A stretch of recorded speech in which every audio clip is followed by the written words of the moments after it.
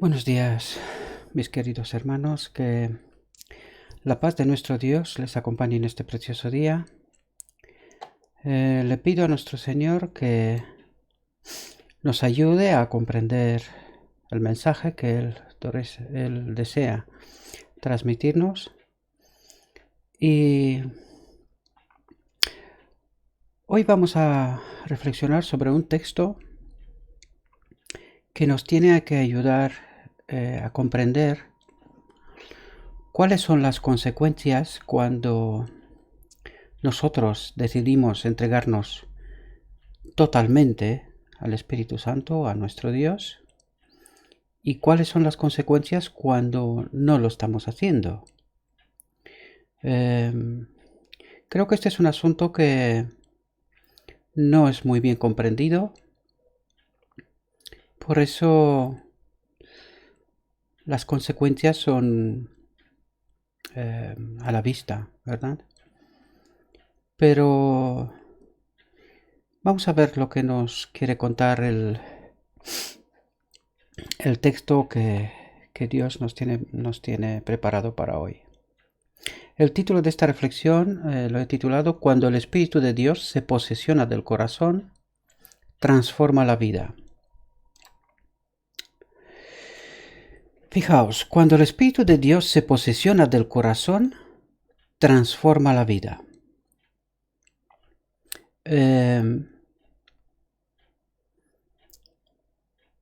La teología adventista dice que en el bautismo nosotros recibimos al Espíritu Santo, ¿verdad? Entonces, si esto es así, y teniendo en cuenta el texto que hoy vamos a analizar, se supone que nuestra vida debería de quedar transformada. Y vamos a ver de qué manera debería de quedar transformada nuestra vida, ¿verdad? Y estas son cuestiones que deberían de ser visibles, ¿verdad? Fijaos lo que dice. Se desechan los pensamientos pecaminosos. Es decir, si el Espíritu Santo se posesiona de nuestro corazón, de nuestra mente, entendámoslo, ¿verdad? Cuando las Escrituras nos hablan de corazón, en realidad nos hablan de la mente. Cuando el Espíritu de Dios se posesiona de nuestra mente, de nuestro corazón, ¿verdad? Dice, transforma la vida. Y dice, se desechan los pensamientos pecaminosos y se renuncia a las malas acciones.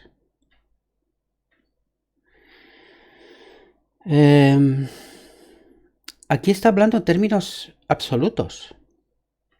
No está hablando en términos relativos, ¿verdad? Es decir, a partir del momento que el Espíritu Santo se posesiona de nuestra mente, nuestra vida queda transformada y en nuestra mente ya no hay pensamientos pecaminosos ni tampoco malas acciones, ¿verdad? ¿Y qué es lo que toma? O sea, ¿qué es lo que resulta de esa posesión del Espíritu Santo? Dice, el amor, la humildad y la paz ocupan el lugar de la ira, la envidia y las rencillas. Cuando tú lees este texto y te paras a reflexionar sobre él,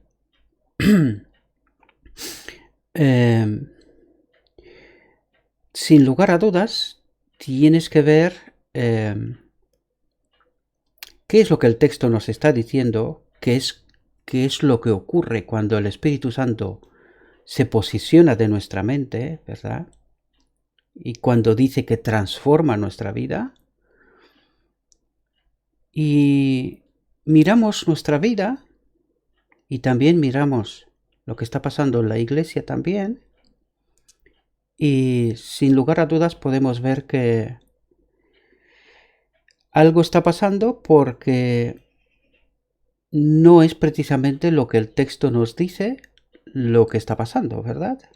Una vez más, vemos que una cosa es lo que el texto nos dice que tiene que ocurrir, debería de ocurrir, y otra cosa es la realidad, ¿verdad? Y la gran pregunta es, ¿por qué ocurre eso? ¿Por qué el texto nos dice que tiene que ocurrir una serie de cosas, ¿verdad? ¿Y por qué la realidad es diferente? En la anterior reflexión que tuvimos, decíamos que cuando nuestra entrega no es completa, ¿verdad? En realidad no es entrega, porque entendemos que en el remanente tiene que haber una purificación completa, es decir, el pecado tiene que desaparecer, ¿verdad? Y una vez más vemos que ese texto también nos lo confirma, porque dice, cuando el Espíritu de Dios se posesiona del corazón, transforma la vida, ¿verdad? Se desechan los pensamientos pecaminosos y se renuncia a las malas acciones, ¿verdad? Y que tiene que verse el amor, la humildad y la paz ocupan el lugar de la ira, la envidia, las rencillas, ¿verdad?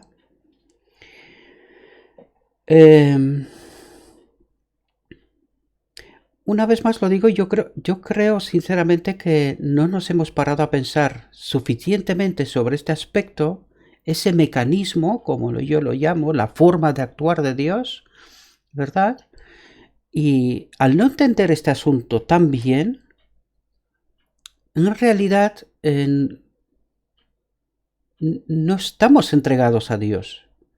Y aunque suene duro,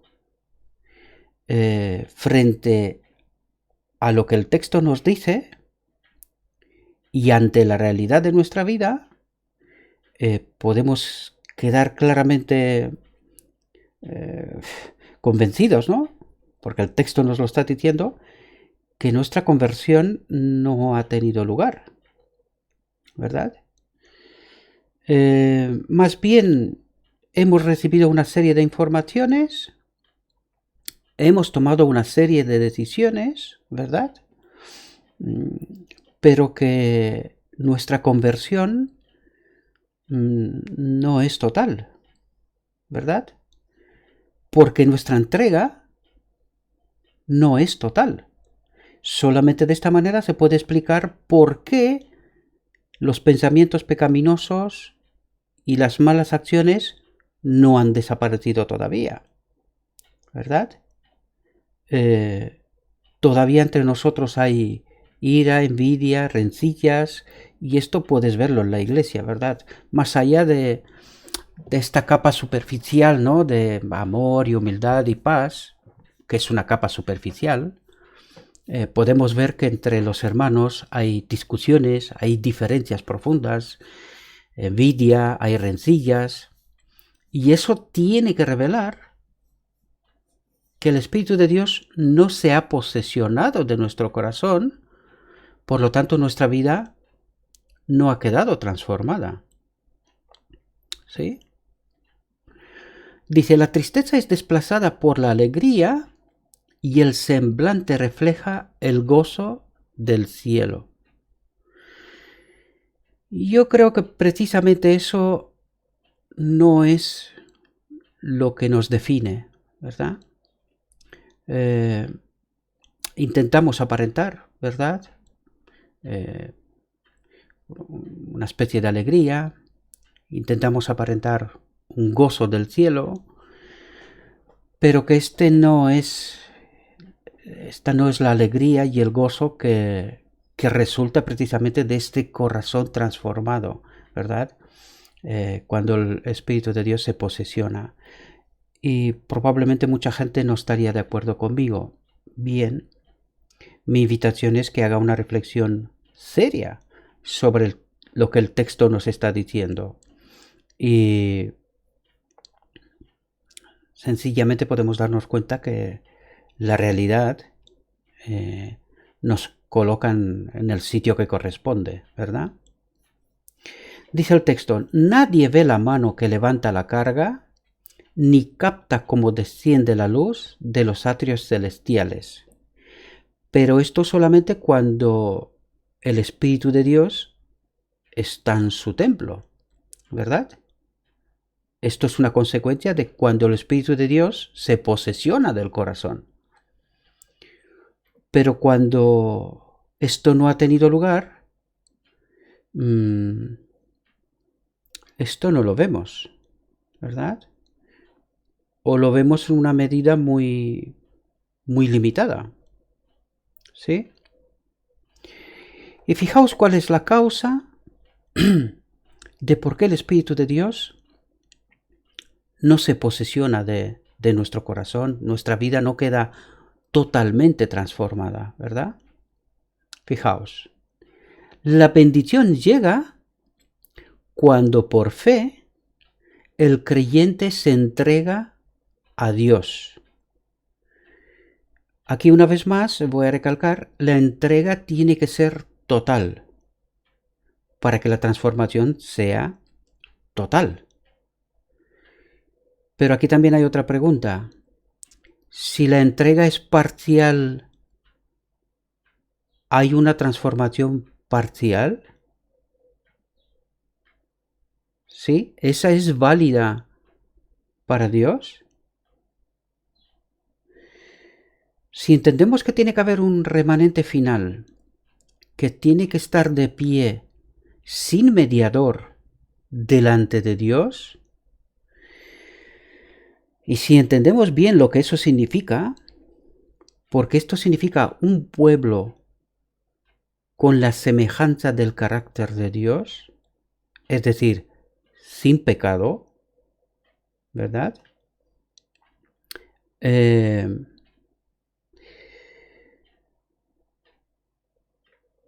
Tenemos que darnos cuenta que Dios no acepta más que una entrega total, incondicional, como ya lo hemos comentado en la reflexión anterior, ¿verdad? Pero se sobreentiende en todas nuestras reflexiones, porque Dios no acepta media tintas. Esto no funciona así, ¿verdad? Entonces, podemos ver que esta posesión de nuestra mente, esa transformación de la vida, solo puede tener lugar, porque aquí el texto nos dice, la bendición llega cuando por fe el creyente se entrega a Dios por completo, ¿verdad? Entonces, ese poder que ningún ojo humano puede ver, y fijaos lo que está diciendo aquí, y tenemos que pensar si realmente esta es la realidad de nuestra vida. Fijaos, dice, crea un nuevo ser a la imagen de Dios. Bien. Si analizamos con seriedad ese texto, podemos entender claramente que esta no es nuestra experiencia actual, ¿verdad? Por lo tanto, debemos de replantearnos cuál es nuestra posición, cuál es nuestra condición, ¿verdad? Porque mucha gente piensa que tiene el Espíritu Santo, ¿verdad? Entonces, si eso es así, si el Espíritu Santo se ha posesionado del corazón, obligatoriamente la vida tiene que quedar transformada. Y que esto implica unas consecuencias, ¿verdad? Una actuación visible y hay otra serie de consecuencias que son internas, ¿verdad? Y que uno se tiene que dar cuenta. Dejamos de pensar mal, dejamos de actuar mal, por lo tanto, esto se tiene que ver, este amor, esta humildad, esta paz, ¿verdad? Que tiene que ocupar el lugar de la ira, de la envidia y de las rencillas. Y que esto es lo que podemos ver tanto en nuestro foro interno, si somos honestos, como en la iglesia, ¿verdad? porque está claro que entre nosotros hay diferencias y no en pocas ocasiones dejamos claro, ¿verdad?, estas posiciones, ¿verdad? Por lo tanto, debemos de entender, mis queridos hermanos, que necesitamos que el Espíritu de Dios haga esta obra, y probablemente en la próxima reflexión vamos a tocar un texto que nos ayuda a entender que hay una obra previa antes que el Espíritu Santo se posesione por completo de nuestro corazón, ¿verdad? Porque quizás algunos se preguntan, bien, entonces, si esto no es una realidad presente ahora, ¿de qué nos está hablando este texto? Vengo a recalcarlo, así como lo he hecho en todas nuestras reflexiones, ¿verdad? Este texto es una realidad que ha empezado desde ayer, ¿sí? Y que se lleva al cumplimiento en términos absolutos al final del día de la expiación, ¿verdad? Cuando este remanente experimentará esta condición, ¿verdad? Lo que este texto nos está diciendo. Pero mientras tanto tenemos que hacer esta obra conjunta con el Espíritu de Dios de purificación. Recordad, el Espíritu Santo no entrará en su templo mientras todavía nosotros con voluntad, ¿verdad?, seguimos pecando, ¿verdad? La obra de purificación es limpiar nuestra mente, todos nuestros pecados. Es decir, hay una obra de purificación, lo está diciendo muy bien el texto, y que al final del día de la expiación, el Espíritu Santo, después de limpiar nuestra mente, nuestro templo, se posesiona de él, ¿verdad? Y a partir de este momento podemos ver estas consecuencias, ¿verdad? Esta obra que nos está diciendo aquí. Ya no habrá ni un solo pensamiento malo, ni una sola mala acción, no habrá ni un solo pecado, y entonces sí que podemos ver y sentir la alegría y el gozo del cielo, ¿verdad? Mientras tanto, tenemos que colaborar con el Espíritu Santo, ¿verdad?, para que esta obra de purificación pueda tener lugar y que en el final del día de la expiación tengamos parte de esa posesión de nuestra mente, de esa transformación de nuestra vida del Espíritu Santo completa, total, ¿verdad? Hemos dicho que esta obra es una obra progresiva que encuentra su cumplimiento al final del día de la expiación. Y es apenas entonces cuando todo lo que vemos en este texto se lleva al cumplimiento correcto. Se crea un nuevo ser a la imagen de Dios. Y fijaos, dice, se crea, es una recreación, ¿verdad? Porque entonces vamos a ver cómo lo divino y lo humano quedan juntos para siempre. Solamente así se puede explicar este texto, ¿verdad? Yo sé que no es fácil comprender todo este asunto y para mí ha sido una pelea de muchos años intentar comprender, porque me he encontrado con textos así, hay muchos, ¿verdad? Y no entendía cómo es eso posible. Hasta que comprendí lo que está pasando al final del día de la expiación, ¿verdad? Cuando el Espíritu Santo se posesiona por completo de nuestra mente, y a partir de este momento viviremos según la voluntad de Dios, ¿verdad? En la semejanza del carácter de nuestro Dios. Espero, mis queridos hermanos, que esta reflexión les haya servido una vez más. Le pido a nuestro Dios que nos mande el Espíritu Santo, que nos capacite para comprender esos mecanismos, esa forma de actuar de Dios con nosotros y por nosotros, y que todos lleguemos al final del día de la expiación, que seamos parte de este remanente final, que experimentarán lo que acabamos de leer, ¿verdad? Esa posesión completa del Espíritu Santo que ocupará su lugar en nuestro templo y que a partir de este momento glorificaremos a nuestro Dios, porque este es el propósito que perseguimos, glorificar a nuestro Dios. Os deseo un buen día, un próspero día y que todo lo que os he dicho, os lo he dicho en el nombre de Cristo Jesús. Amén.